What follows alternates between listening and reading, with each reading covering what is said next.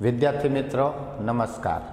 હવે આપણે 1.5 સ્વાધ્યાય એમાં પ્રશ્ન 5 પૂછ્યા, પણ પ્રશ્ન 5 સમજવા માટે પહેલાં હું થોડી થિયરી ભણાવું છું। તમારા માટે એક વ્યાખ્યા છે કે સમયકારક અવયવ। સમયકારક અવયવ કે તમને કોઈ પણ એક અસમય સંખ્યા આપેલી હોય, કોઈ પણ એક અસમય સંખ્યા આપી હોય અને એ અસમય સંખ્યા માટે હું એમ લખું કે √2, ચાલો અસમય સંખ્યા લઉં કે √2, તો આ √2 એ અસમય સંખ્યા છે। હવે આ સંખ્યાને હું કોઈ એવી સંખ્યા વડે ગુણું કે જેથી તમારો જવાબ સમય આવે। હું એમ કહું છું વર્ગમૂળ 2 કેવી સંખ્યા છે, તો કે અસમય। હવે આ અસમય સંખ્યાને હું બીજી કોઈ સંખ્યા વડે ગુણું, ધારો કે આને વર્ગમૂળમાં 8 વડે ગુણું। વર્ગમૂળ 2 આપ્યા છે, એનો હું ગુણાકાર કોની સાથે કરું છું? વર્ગમૂળ 8। ઉદાહરણ લઉં છું ખાલી, બરાબર? તો વર્ગમૂળની અંદરની રકમ અલગ અલગ હોય તો સરવાળો બાદબાકી થતો નથી, પણ ગુણાકાર થાય। વર્ગમૂળ 2, વર્ગમૂળ 8, √2, √8, આનો ગુણાકાર કરો તો કે 8 દુ વર્ગમૂળ 16, 8 નો 2 નો ગુણાકાર 8 દુ 16, પણ વર્ગમૂળની અંદર, અને 16 નું વર્ગમૂળ આવ્યું 4, અને 4 પોતે છે એ સંખ્યા કેવી કહેવાય? સમય। તો સમયકારક અવયવનો અર્થ શું? કે આપેલ અસમય સંખ્યાને બીજી કોઈ અસમય સંખ્યા વડે ગુણવામાં આવે। બીજી કોઈ અસમય સંખ્યા વડે ગુણવામાં આવે ત્યારે તમારો જવાબ સમય મળે। તમારો જે જવાબ આવે એ જવાબ કેવો મળે? સમય। તો ગુણાકાર કરેલ તે સંખ્યાને આપેલી સંખ્યાનો સમયકારક અવયવ કહેવાય। ફરીવાર બોલું છું, સમયકારક અવયવની વ્યાખ્યા તો આપણે એમ કહી શકીએ કે આપેલ અસમય સંખ્યાને, મેં ઉદાહરણ લીધું વર્ગમૂળ 2 કેવી સંખ્યા છે? અસમય। તો કે આપેલ અસમય સંખ્યાને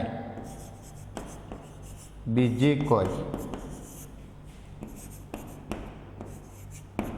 સમય સંખ્યા વડે, બીજી કોઈ અસમય સંખ્યા, સમયની આપેલ અસમય સંખ્યાને બીજી કોઈ અસમય સંખ્યા વડે ગુણવામાં આવે।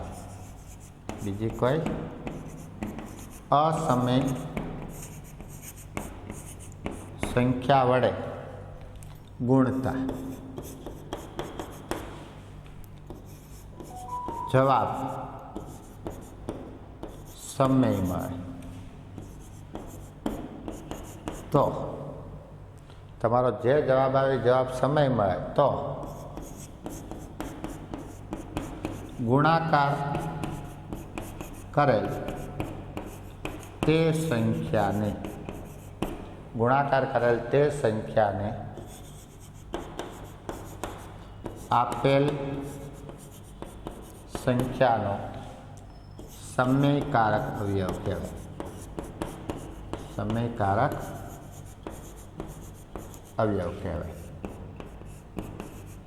ચલો ધ્યાન આપી દેજો, શું બોલું છું? આપેલ અસમય સંખ્યાને બીજી કોઈ અસમય સંખ્યા વડે ગુણવામાં આવે। મેં ઉદાહરણ લીધું વર્ગમૂળ 2 અસમય, ગુણાકાર પણ અસમય સંખ્યા સાથે જ કર્યો। ઉદાહરણ સમજો તરત વ્યાખ્યા આવડશે। આપેલ અસમય સંખ્યાને બીજી કોઈ અસમય સંખ્યા વડે ગુણવામાં આવે ત્યારે તમારો જવાબ સમય મળે। જવાબ સમય મળે। તો ગુણાકાર કરેલ તે સંખ્યાને આપેલ સંખ્યાનો સમયકારક અવયવ કહેવાય. એનો અર્થ એવો થયો કે વર્ગમૂળ 2નો સમયકારક અવયવ તો કે વર્ગમૂળ 8 છે. હવે એવું જરૂરી નથી કે કોઈ પણ સંખ્યાને એક જ સમયકારક અવયવ હોય એવું જરૂરી નથી. કોઈ પણ સંખ્યાને અસંખ્ય સમયકારક અવયવ હોય. અસંખ્ય સમયકારક અવયવ આપણે શું કીધું? આપેલ અસમય સંખ્યાને બીજી કોઈ અસમય સંખ્યા વડે ગુણવામાં આવે ત્યારે મળતો જવાબ સમય હોય. તો ગુણાકાર કરેલ તે સંખ્યાને આપેલ સંખ્યાનો સમયકારક અવયવ કહેવાય. બરાબર સમજો. આ વ્યાખ્યા તમારે નોટબુકમાં લખી લેવાની છે. મેં બોર્ડ ઉપર લખી છે. ફરીવાર, આપેલ અસમય સંખ્યાને બીજી કોઈ અસમય સંખ્યા વડે ગુણવામાં આવે ત્યારે જવાબ સમય મળે તો ગુણાકાર કરેલ તે સંખ્યાને આપેલ સંખ્યાનો સમયકારક અવયવ કહેવાય. બીજું હું બોલ્યો હું, કોઈ પણ સંખ્યાને અસંખ્ય સમયકારક અવયવ હોય. તમને જે સંખ્યા આપી હોય એ સંખ્યાના સમયકારક અવયવ અસંખ્ય હોય. હવે આપણે ઉદાહરણ એક જ લીધું હતું કે વર્ગમૂળ 2. હવે વર્ગમૂળ 2 છે અસમય સંખ્યા છે. હવે એક તો હું વર્ગમૂળ 2 છે એ અસમય સંખ્યા છે અને એક તો હું, એક મિનિટ ફોન આવ્યો છે.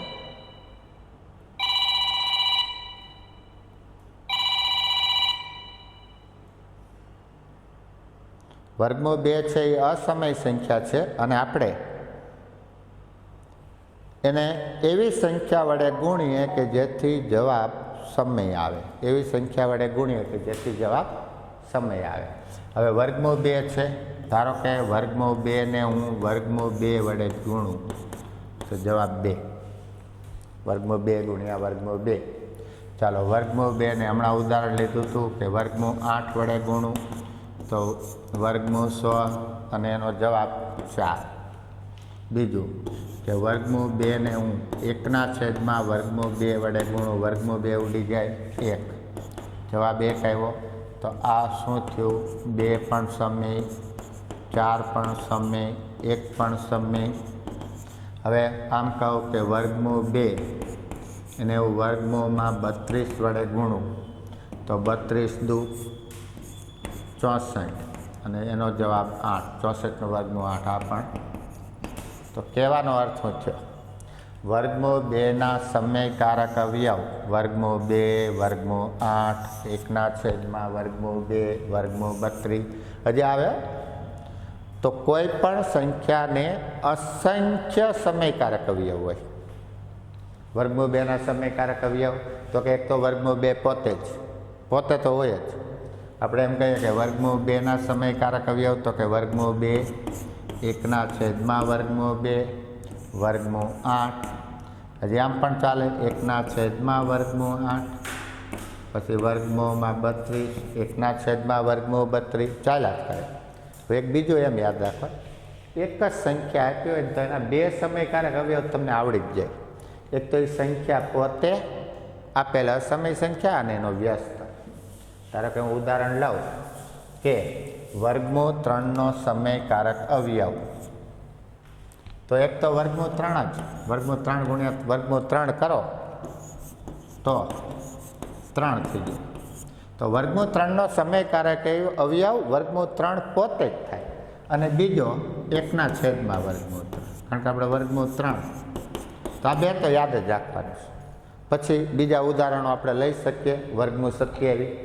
ધારો કે વર્ગમૂળ 3 છે એને હું વર્ગમૂળમાં 27 વડે ગુણું તો 27 તેરી 81, વર્ગમૂળ 81, જવાબ 9. સમય કહેવાય.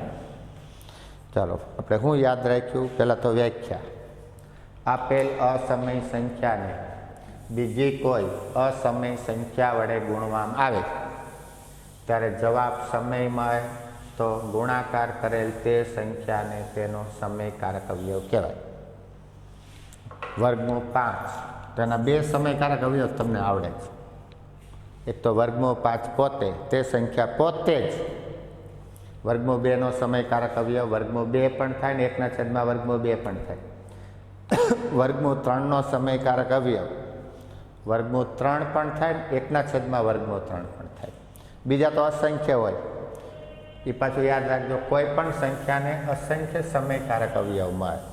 હવે આપણે બીજું જોઈએ કે આ તો મેં એક સંખ્યા લીધી. ધારો તમને આમ આપ્યું હોય કે 2 + √3 સંખ્યા લીધી છે 2 + √3. હવે અહીંયા પ્લસ હોય ને તો એનો સમયકારક અવયવ માઇનસ થાય.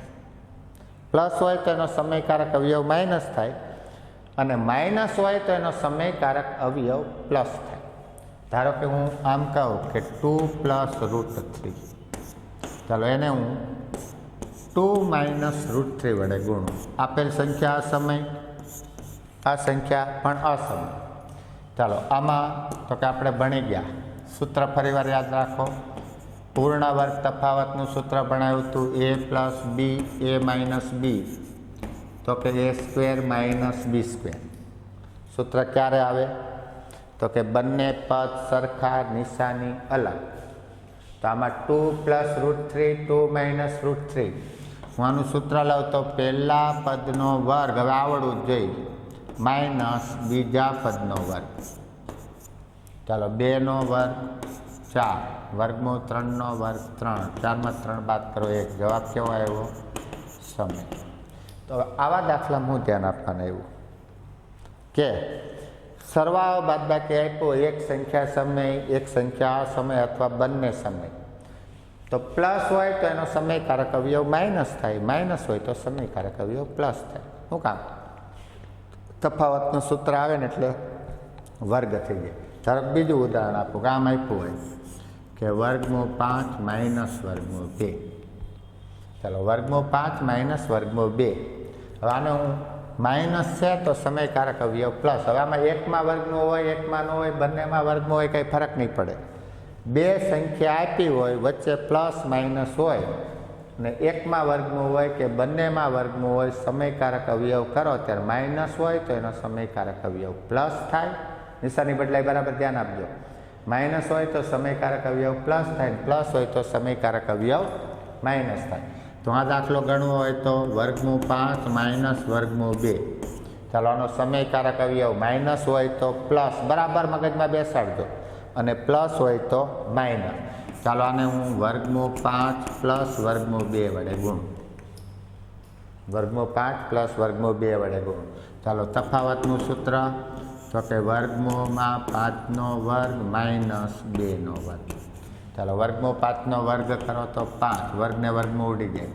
2નો વર્ગમૂળ 2નો વર્ગ કરો તો 2. વર્ગમૂળ 5નો વર્ગ ને વર્ગમૂળ 2નો વર્ગ બંનેમાં વર્ગ છે.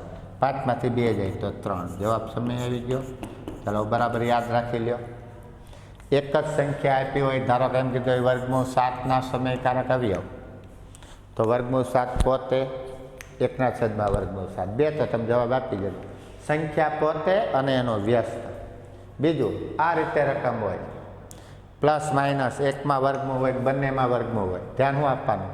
પ્લસ હોય તો સમયકારક અવયવમાં માઇનસ, રકમ એની જ રહેશે, અને માઇનસ હોય તો સમયકારક અવયવમાં પ્લસ.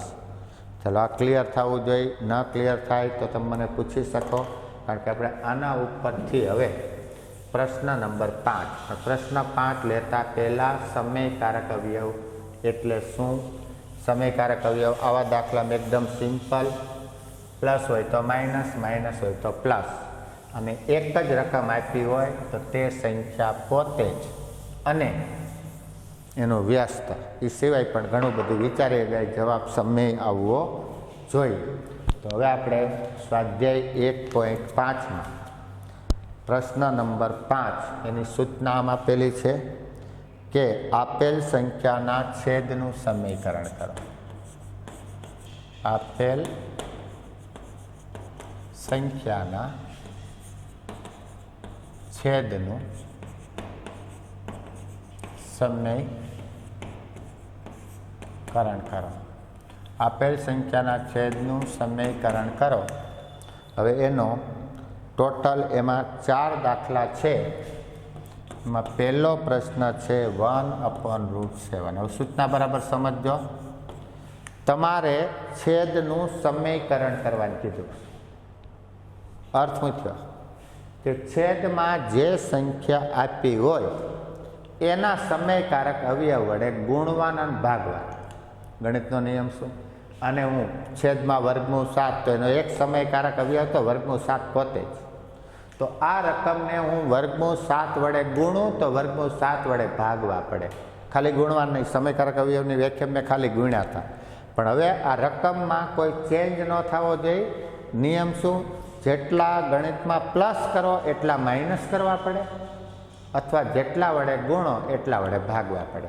તો હવે આ દાખલાની રીતમાં કે છેદનું સમીકરણ કરો, જેટલા વડે ગુણો એટલા વડે ભાગવાના. કોના વડે ગુણવાના? તો કે છેદનું સમીકરણ કરવાનું એટલે છેદની રકમ જ જોવાની, અને છેદમાં જે રકમ હોય એનો સમયકારક અવયવ લઈને એટલા વડે ગુણવાના અને ભાગવાના. બીજું કે તમારા છેદના જવાબમાં સમય સંખ્યા આવવી જોઈએ. અંશમાં ભલે અસમય આવે ચાલે. ઘણા તો એવું વિચારે અંશમાં અસમય આવે, એનો અર્થ નથી. છેદમાં સમય સંખ્યા આવી જોઈએ. તમારી રકમ છે કે 1/√7. રકમ છે 1 ચાલો છેદમાં વર્ગમૂળ 7 છેદ જ જોવાનું, અને એનો સમયકારક અવયવ તો કે એક તો વર્ગમૂળ 7 પોતે જ. આપણે આમાં દાખલામાં આ ધ્યાન આપવાનું, પોતે ને પોતે. તો વર્ગમૂળ 7નો સમયકારક અવયવ વર્ગમૂળ 7. તો આ રકમને હું વર્ગમૂળ 7 વડે ગુણું, વર્ગમૂળ 7 વડે ભાગું. ચાલો અંશનો ગુણાકાર, છેદનો ગુણાકાર. ચાલો વર્ગમૂળ 7 ગુણ્યા 1 એટલે વર્ગમૂળ 7 જ, અને વર્ગમૂળ 7 ગુણ્યા વર્ગમૂળ 7 એટલે 7. જો જવાબમાં તમારે ક્યાં જોવાનું? તો કે તમારે ફક્ત છેદમાં જ જોવાનું છે. છેદનું સમીકરણ કરો એમ સૂચના છે. તો છેદમાં 7 સમય આવી ગયા. હા, તો તમારા જવાબમાં છેદમાં અસમય આવે તો ચાલશે નહીં, એટલે છેદ સમય આવવો જોઈએ. ચાલો હવે દાખલા નંબર 2. પ્રશ્ન 2 છે એટલે 5નો બીજો પ્રશ્ન. 5 એનો બીજો. 1/√7. 1/√7 - √6. બરાબર ધ્યાન આપજો. 1/√7 - √6. ધ્યાન શું આપવાનું આવ્યું? તો કે તમારે અહીંયા જે આપ્યું છે છેદ જ જોવાનો, અંશ જોવાનો નથી. તો છેદમાં આપ્યું છે √7 - √6 એટલે વર્ગમૂળ 7. તો અહીંયા માઇનસ છે, અંશમાં જોતા નહીં. ક્યાં જોવાનું કહું છું? છેદમાં. તો આનો સમયકારક અવયવ √7 + √6. તો આને હું આમ કરું કે 1/√7 + √6. આ એનો સમયકારક અવયવ થાય. આના વડે રકમને ગુણવાના અને ભાગવાના. અત્યારે રકમ પહેલાં લખું. સમયકારક અવયવ માઇનસ હોય તો પ્લસ થાય, પ્લસ હોય તો માઇનસ. પણ પહેલાં આપણે શું કરવાનું? રકમ લખી દેવાની કે 1/√7 - √6. ચાલો આ નિશાની બદલો. તો કે √7 + √6. અહીંયા √7 + √6. શું કર્યું મેં? જે નિશાની આપી છે એ બદલી નાખી. સમયકારક અવયવ માઇનસ હોય તો પ્લસ ને પ્લસ હોય તો માઇનસ. એટલા વડે રકમને ગુણ્યા, એટલા વડે રકમને ભાગ્યા. તો અંશમાં તો કે √7 + √6, અને છેદમાં શું થશે? તફાવતની રીત. જો આપણે સમયકારક અવયવ વડે એટલે જ ગુણીએ. કોઈ પણ આ દાખલો હોય, છેદનું સમીકરણ કરવાનું હોય તો છેદમાં તફાવતની રીત જ આવે. અહીંયા આવ્યું √7 - √6 ને √7 પ્લસ. એકમાં ઓછા એકમાં વત્તા તફાવતની રીત કરો તો તફાવતની રીતમાં શું થશે? હવે આપણે આમ જ ધ્યાન આપી દેવાનું. પહેલા પદનો વર્ગ ઓછા બીજા પદનો વર્ગ. હવે કોઈ પણ દાખલો તમે ગણો તો તમારે આ જ કામ કરવાનું છે. ચાલો અંશમાં કંઈ થતું નથી તો કે √7 + √6. ચાલો છેદમાં 7 - 6. 7માંથી 6 બાદ કરો તો 1. તો કે √7 + √6. ચાલો 7માંથી 6 બાદ કરો તો 1, પણ 1 છેદમાં લખાતો નથી. તો તમારો આન્સર આવ્યો √7 પ્લસ √6. ચાલો હવે બરાબર મગજમાં બેસવું જોઈએ. નિશાની પ્લસ હોય તો માઇનસ કરી ગુણવાના અને ભાગવાના, સમયકારક અવયવ, અને માઇનસ હોય તો પ્લસ કરીને ગુણવાના અને ભાગવાના. ચાલો ત્યાર પછીનો ત્રીજો પ્રશ્ન છે કે 1/√5 પ્લસ √2. બરાબર. તો હવે તમારે આમાં આનો સમયકારક અવયવ અહીંયા પ્લસ છે તો માઇનસ. તો પહેલું કામ શું કરો, આ રકમ તો લખી જ દેવાની. ચાલો હું રકમ લખી દઉં તો કે 1/√5 પ્લસ √2. ચાલો છેદમાં જો પ્લસ, સમયકારક અવયવમાં માઇનસ, તો અહીં માઇનસ કરી દો એટલે આને તો કે √5 માઇનસ √2 વડે ગુણું અને √5 માઇનસ √2 વડે ભાગું. તો અંશની અંદર તો કે √5 માઇનસ √2, અંશમાં બેનો ગુણાકાર, આનો એક હારે ગુણાકાર કરો તો એનું જ આવે. અંશ હારે અંશનો ગુણાકાર, છેદ હારે છેદનો ગુણાકાર. અને છેદનું સમીકરણ કરતા હોય બીજું વિચારતા જ નહીં. છેદમાં પૂર્ણ વર્ગ તફાવતની રીત આવે.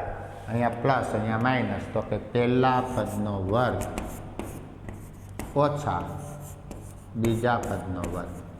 ચાલો અંશ એમનામ આવે √5 માઇનસ √2. ચાલો વર્ગમાં 5નો વર્ગ 5 અને 2નો વર્ગ, √2નો વર્ગ 2.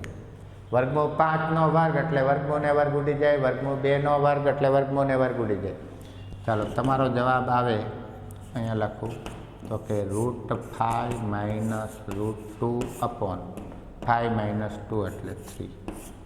તમારે જોવાનું છેદમાં 3 સમય, અંશમાં ભલે અસમય આવે. છેદનું સમીકરણ કરો એવી સૂચના છે. તો આ રીતે આપણે દાખલાઓ ગણીએ છીએ.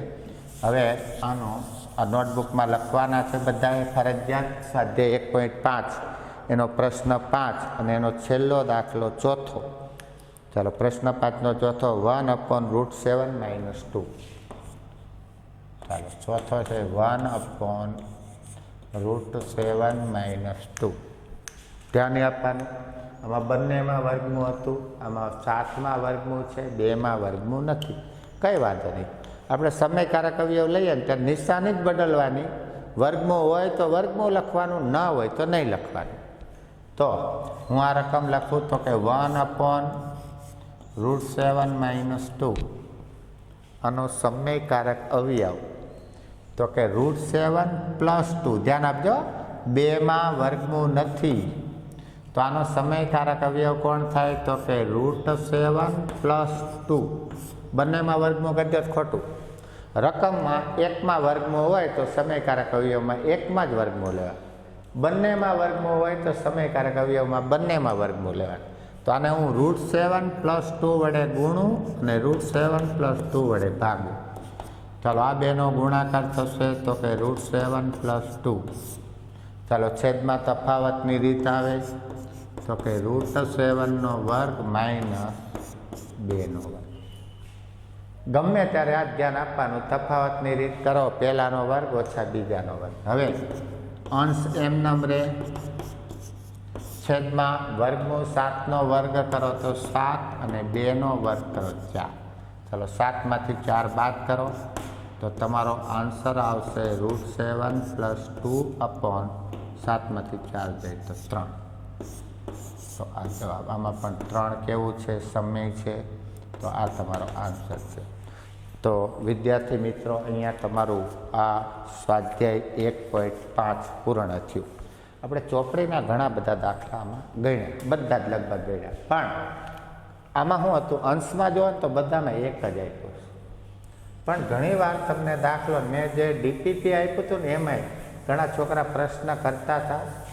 તો આપણે એક દાખલો એ જોઈ લઈએ કઈ રીતે કરવાનો છે, એટલે તમને ખ્યાલ આવે કે ધારો કે હું રકમ આપું દાખલાની, આ વધારાનો દાખલો ચોપડીમાં નથી, એટલે વધારાનો દાખલો રકમ લખો, છેદનું સમીકરણ કરો. આ જ કામ કરવાનું છે આપણે. તમને અથવા એમ કીધું સાદું રૂપ આપો, અથવા તમને એમ કહેવામાં આવે કે છેદનું સમીકરણ કરો. એક દાખલો હું મારી રીતે લખું છું તમને આમ આપ્યું હોય કે 3 પ્લસ વર્ગમૂળ 2 અને 3 માઇનસ વર્ગમૂળ 2. કેમ મેં આ રકમ લખી? તો કે ચોપડીમાં જેટલા દાખલા ગણ્યા ને એમાં અંશમાં એક જ હતો, પણ આમાં અંશમાં કોણ છે? 3 પ્લસ √2 અને છેદમાં 3 માઇનસ √2. હવે ધ્યાન આપજો, આપણે તો છેદ જ જોવાનો, અહીંયા માઇનસ છે, છેદમાં જોવાનું, અંશમાં નથી જોવાનું. તો માઇનસ છે તો એનો સમયકારક અવયવ પ્લસ, તો આનો સમયકારક અવયવ આવે 3 પ્લસ √2. સમયકારક અવયવ કોણ આવશે? 3 પ્લસ √2. તો હું એમ લખું, પહેલાં રકમ લખી દઉં કે 3 પ્લસ √2 ના છેદમાં 3 માઇનસ √2. સોરી, ચાલો રકમ આ પ્રમાણે છે 3 પ્લસ √2, 3 માઇનસ √2. હવે છેદમાં જોવાનું, છેદમાં માઇનસ હોય તો પ્લસ વડે ગુણવાના ભાગવાના, છેદમાં પ્લસ હોય તો માઇનસ વડે ગુણવાના ભાગવાના. ચાલો છેદમાં માઇનસ છે તો એને પ્લસ વડે ગુણો ભાગો. તમે સમયકારક અવયવ યાદ ન રહેતો હોય કાંઈ નહીં, આપણે શું ધ્યાન આપવાનું? છેદમાં જોવાનું, માઇનસ હોય તો પ્લસ વડે ગુણવાના ભાગવાના, પ્લસ હોય તો માઇનસ વડે ગુણવાનું ભાગવાનું. આવું આપ્યું હોય ત્યારે ટૂંકમાં સમયકારક અવયવ જેટલા વડે ગુણો એટલા વડે ભાગવા પડે. હવે બરાબર સમજો. ચાલો 3 પ્લસ √2, 3 પ્લસ √2, આનો આ સાથે ગુણાકાર, બંને પદ સરખા, નિશાની પણ સરખી. બંને પદ પણ સરખા, નિશાની પણ સરખી. તો આને તમે લખી શકો 3 પ્લસ √2 હોલ સ્ક્વેર. બરાબર સમજો. આને લખો તો 3 પ્લસ √2 હોલ સ્ક્વેર, એટલે 3 વત્તા વર્ગમૂળ 2 આખાનો વર્ગ. આમાં જુઓ તો કે બંને પદ સરખા, પણ એકમાં માઇનસ એકમાં પ્લસ, ને આમે હું બોલ્યો, જ્યારે પણ તમે છેદનું સમીકરણ કરતા હોય તો છેદમાં તફાવતની રીત જ આવે. તફાવતની રીતનું સૂત્ર હું યાદ રાખ્યું? પહેલા પદનો વર્ગ ઓછા બીજા પદનો વર્ગ. કોઈ પણ દાખલો ગણો, સમયકારક અવયવ વડે ગુણશો, માઇનસ હોય તો પ્લસ વડે ગુણો ભાગો, પ્લસ હોય તો માઇનસ વડે ગુણો ભાગો, તો તમારું કામ શું થાય? છેદમાં તફાવતની રીત જ આવે. તફાવતની રીત કરો એટલે પહેલા પદનો વર્ગ 3નો વર્ગ માઇનસ બીજા પદનો વર્ગ એટલે વર્ગમૂળમાં 2નો વર્ગ. હવે આનો વર્ગ કરવાનો છે. હવે આનો વર્ગ કરીએ ત્યારે આપણને, તમને મેં સૂત્ર ભણાવ્યું છે. શું સૂત્ર સમજાવ્યું છે? ચાલો, દ્વિપદીના વર્ગનું સૂત્ર. તમને આમ આપ્યું હોય કે a પ્લસ બી સ્ક્વેર, તો આપણે એનું સૂત્ર હું લીધું હતું a square plus 2ab plus B square. આ સૂત્ર વારંવાર આવશે. બે પદ આખા કૌંસનો વર્ગ, બંને પદ સરખા, નિશાની પણ સરખી, એટલે આખા કૌંસનો વર્ગ થાય. આખા કૌંસનો વર્ગ આવે ત્યારે પહેલાનો વર્ગ 2 ગુણ્યા પહેલું બીજું વત્તા બીજાનો વર્ગ. તો હું અંશને લખું છું દ્વિપદીનો વર્ગ આવ્યો અંશમાં, બંને સરખું, નિશાની સરખી, એટલે આમ લખ્યું. સમજ પડે?